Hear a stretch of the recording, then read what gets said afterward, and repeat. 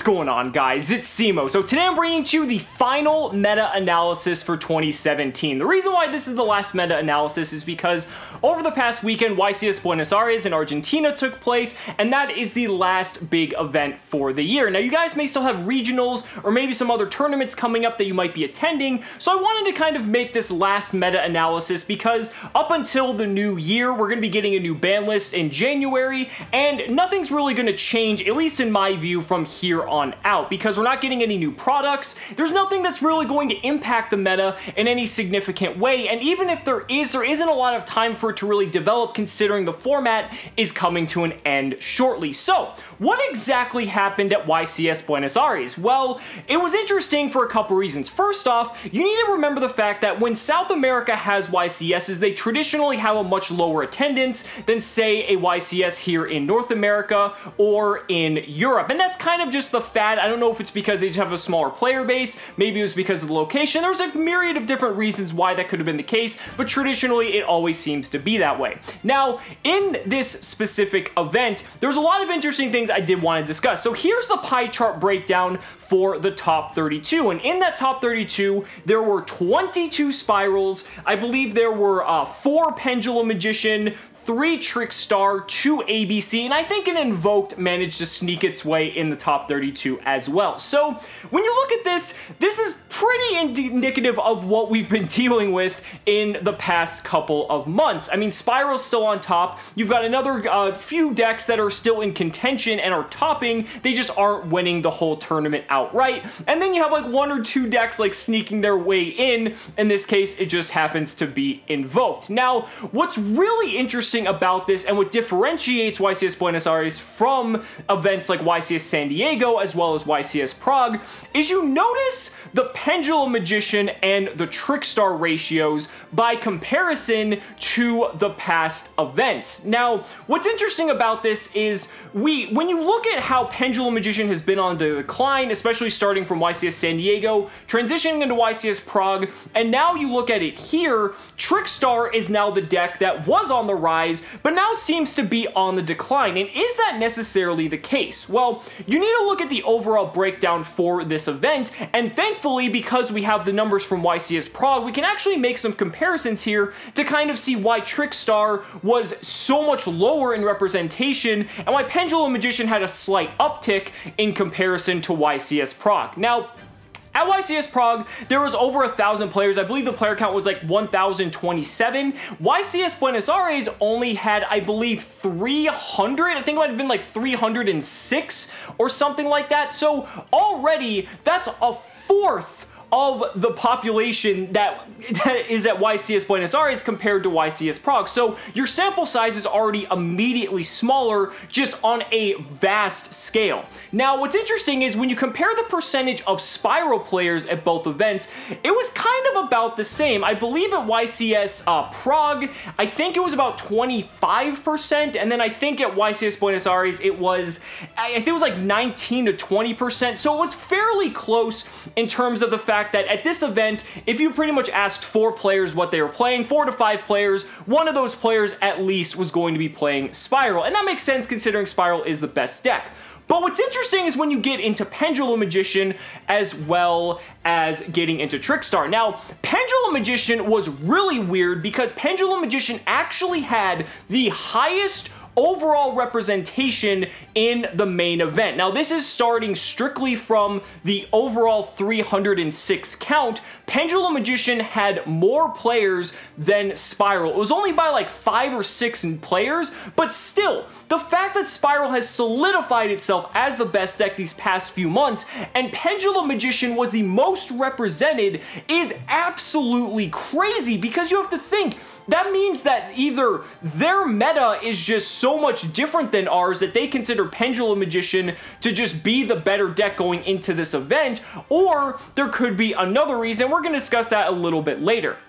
So Pendulum Magician had the highest representation out of the entire event, but then when you get into the top 32 breakdown, only a few managed to make that top cut, and we've kind of seen that at all the past YCSs. And then we get to Trickstar. Now Trickstar, by comparison, is almost the opposite. So Trickstar only had 18 players out of the entire event that were playing Trickstar, in comparison to something like YCS Prague, where YCS Prague 14 to 15% of the field was playing Trickstar. So that is an incredibly big difference by comparison, because that means there were so many more Trickstar players, which means Trickstar had a much higher percentage just naturally, not only because it's one of the strongest decks, but because there's so many more people playing it to make its way into the top 32. So you can kind of attribute the fact that Trickstar didn't have a big top 32 appearance to the fact that only a few people were actually playing the deck. But when you actually look, and that the fact that 3 Trickstars out of the only 18 that were there made it into the top 32, that's a rather large percentage of the 18 players that made it into the top cut. So kudos to them. ABC is also up there as well. It's really funny that ABC just manages to make its way into like every top cut recently. It also was in the top 4, which, very similar to YCS San Diego, took a very similar role. So even though it had a very low representation in the top cut, it managed to do better than both Trickstar and Pendulum Magician when it came to how far each deck went. And then we had an invoked deck in there. I mean, again, we've had in these past tournaments that there's always that one random deck or a couple random decks making the top 32 cut as well. You also have the fact that Lightsworn is completely devoid from this pie chart altogether, and yes, there were Lightsworn players in attendance, but by comparison to the rest of the field, there weren't many. And you also have to consider that because the field is so small, there's a lot less room for some of those decks to do very well. Now again, it only takes, 1 or 2 good players to pilot a deck very well to make it all the way to the top cut, but at the same time, it's a little bit weird, especially when there's a smaller tournament, because there's less rounds, which means you have to do extraordinarily well in less rounds, rather than having a little bit of wiggle room if you have more rounds. Now, what exactly does this mean moving forward? You can attribute the fact that Trickstar is on the decline for YCS Buenos Aires for a couple of reasons.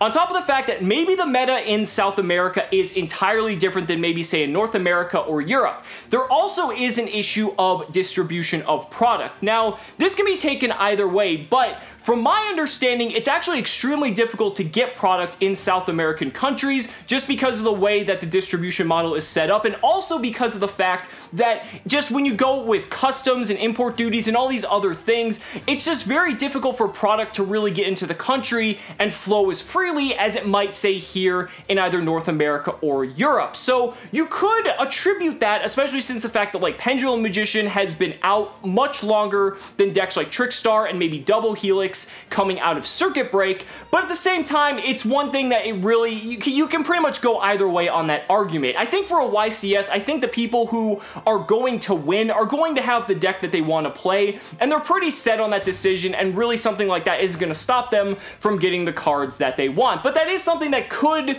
attribute to these results, but I personally don't know enough about it to say whether or not that's the case. I do know that that could be a possibility. But the way I wanted to wrap up this video is kind of discussing in the future and where we're heading moving into 2018, because one of the biggest things with 2018 that's really weird is the fact that, yes, we have a ban list coming in January, but even with a ban list coming in January, we don't have a lot of product really getting injected into the game to really change things up, at least from a card pool standpoint. I mean, with a Wave of Light structure deck comes out in January, Extreme Force, the next booster set following Circuit Break, comes out, I believe, the beginning of February, but even upon the release of Extreme Force, there isn't really anything in that set other than maybe a couple other competitive cards that people might want to play around with, but there's no solid archetypes or really just a meta-defining archetypes that are really going to enter the game and really shake things up. So when you have the fact that we don't really have much product coming out,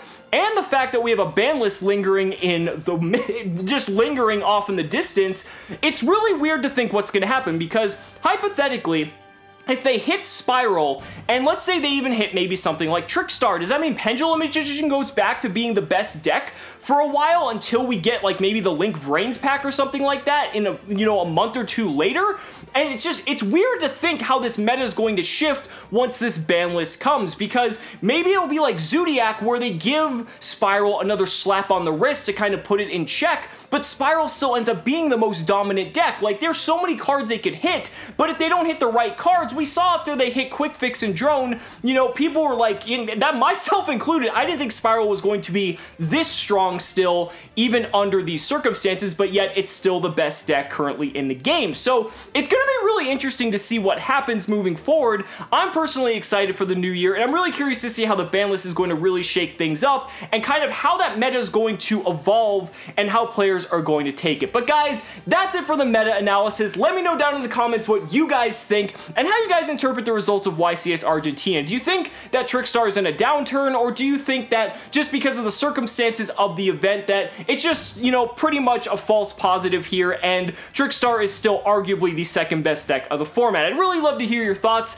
Guys, thank you so much for watching the video. Be sure to like the video as always. Subscribe to the channel for more amazing Yu-Gi-Oh content. And if you found this video informative, consider backing me on Patreon, because just by pledging only $1 a month, you're investing in my ability to continue bringing you amazing Yu-Gi-Oh content. So thanks so much again, and we'll see you next time. 1, 2, 3.